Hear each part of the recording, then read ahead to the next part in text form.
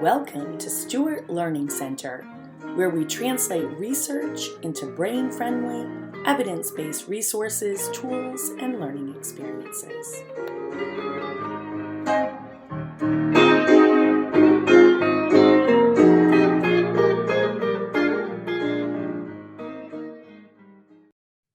Greetings, everyone. Dr. Anita Stewart McCafferty here with you from Stewart Learning Center.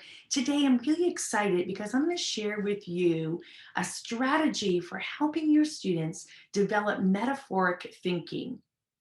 I just love this because it is such a powerful learning and teaching strategy.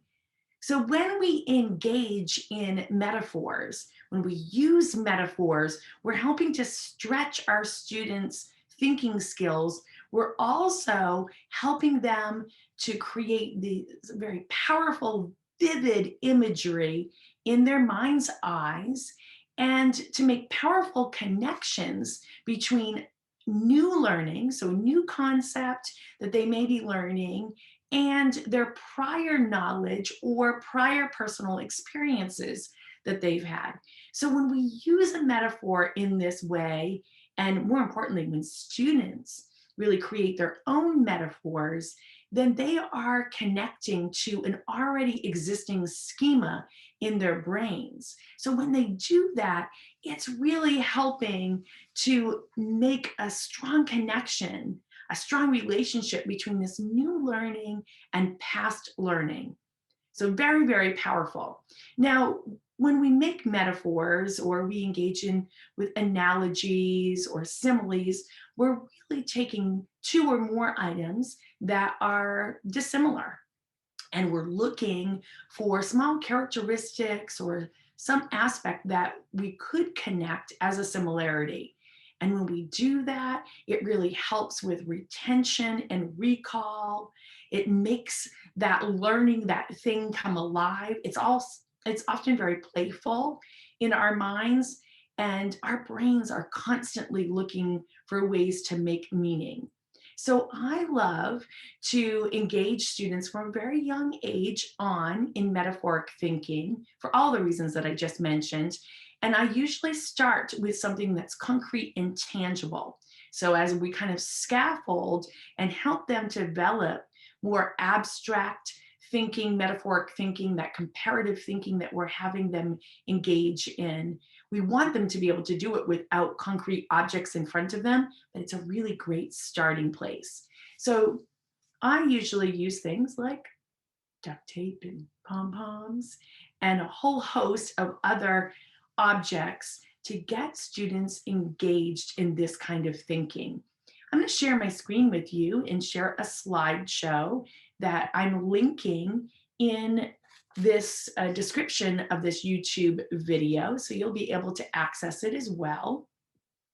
It looks like this, and we're going to talk to you, and I'm going to show you a couple of ways that you can use objects and self-expressive prompts to engage your learners. Now, I've done this with very young learners and also with middle school, high school students, and a whole host of times with adult learners. And I've had great success with it.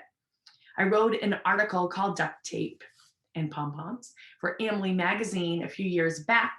And I close out that article with this call to action. Grab a basket or a recyclable shopping bag and begin filling it with an eclectic assortment of items or photos. Present it to your learners with an invitation for them to think metaphorically. Be prepared to be awed by their insightful responses. And it's so true, so much fun. Now, if you have the privilege these days of being able to teach face-to-face and students are able still to engage in this way, then I would often take that basket or that bag of objects and I'd spread them out on tables around the room. And then I would pose a self-expressive prompt, some sort of prompt that's open-ended and that would encourage students to think about a concept that we're learning about and make a connection to a physical object, one that they might see on the table. I've also used it by having a collection for individual students to be able to use. So they have their own collection of objects. And sometimes I'll bag those up and have them all ready to go. And they would be at each individual desk, like you see in the images there. That article that I mentioned in the slideshow is linked, Duct Tape and Pom-Poms. So if you want to be able to follow my thinking and get some additional information, there's links for that for you. So when I talk about posing a self-expressive prompt, it's those prompts where we're asking students to make connections or associations, to ask them to think divergently, to imagine or create, to think metaphorically, to generate possible solutions. It's kind of those what if questions. And there are a whole host of evidence-based, high impact strategies and connections that let us know that we're on to some powerful learning when we engage students in this way. So here's a middle school example that I used with some students a few years back, and we were talking about leadership. And so I asked for them to take a few minutes to think about characteristics of leaders that they knew and respected, and then choose an object from the table that represented a quality or characteristic that they valued in a leader. And they needed to be prepared to explain to a classmate why they chose the object and how it represents a leadership quality that they value. So you can see on the screen that Josiah chose duct tape, and he talked about problem solving being an important quality of leaders that he valued, and that, you know, getting it done, fixing it, didn't have to be pretty, but it had to at least temporarily fix it, if not long-term fix it. And then Emma chose pom-poms, and she talked about her cheerleading coach and how her coach would always, you know, cheer them on and try to get as many people involved as possible, and how she thought leaders needed to be positive and encouraging and able to engage, you know, as many people as they can. Now, this is very different thinking than if I would have instead just asked the prompt that you see on the screen here. Please list qualities or characteristics you value in a leader. Be prepared to explain to classmates one of the leadership qualities you value. This conversation, while it would have undoubtedly been rich, it's not as vivid and powerful and connected to their prior learning and relevant life experiences as the self-expressive prompt, where they got a chance to choose objects or to choose symbols. Now, I often, like you would do with any worthy learning task, I would model, I would provide scaffolds like you see here, maybe a sentence starter as we're starting this journey. And, you know, another scaffold really is this idea of having concrete objects or having symbols, photos that students might be able to use. And eventually, we want them to be able to move to the abstract, where they are just thinking metaphorically, and they're able to make those connections between ideas, insights that they have, rather than having to use something tangible or concrete. But it's a good starting place. I also love self-expressive prompts for exit tickets, or, you know, little reflective items that you see on the screen. So I might give my students several metaphors that they could choose from, and ask them to think about, okay, so today's workshop that we did a writing workshop. So how did it go? What was it more like? A soccer match, a beautiful sunset, riding a bike, climbing a mountain, playing a video game, and to encourage them to come up with their own reasoning or thinking to explain why. So a whole host of ways that you could engage students with metaphoric thinking. Now, in this slideshow and what you see on the screen, this is an example of a 7-year-old Elizabeth, and she has been studying Helen Keller. So they all got to choose a biography that they were interested in. She chose Helen Keller, and this is her first attempt at metaphoric thinking using objects.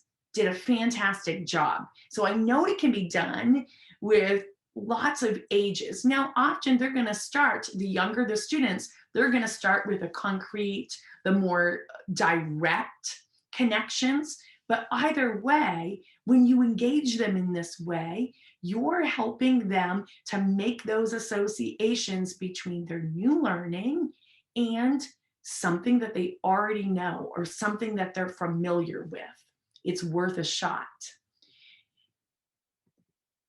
I included a slideshow here that you can click on. So if you are teaching remotely or you're teaching online, my sister Andrea Jarvis and I, we photographed my basket and bags of items, and then also threw in a few items from our camera into a slideshow, so a slide deck that we have presented to students that would be all ready to go from a remote learning or online learning kind of environment, where they could scroll through the slide deck and choose a photo, an object, if you will, an item, or look around their own environment and find an item or a photo that would somehow represent for them the concept that they are learning about. So it's a great go-to strategy as you're helping your students really develop their metaphoric, that divergent thinking, and you're helping them by really strengthening those pathways, the connections that they're making between new learning and their prior learning and their prior experiences. So grab yourself some eclectic assortment of objects or photos and have at it. Love to hear how you use it in your classroom. See you next time.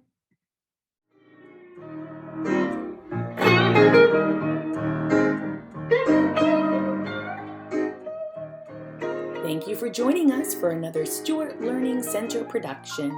Please be sure to follow us on Facebook, Instagram, and Twitter, and be sure to subscribe to our YouTube channel. You can also reach us via email at stewartlearningcenter@gmail.com. Remember, keep learning at the center.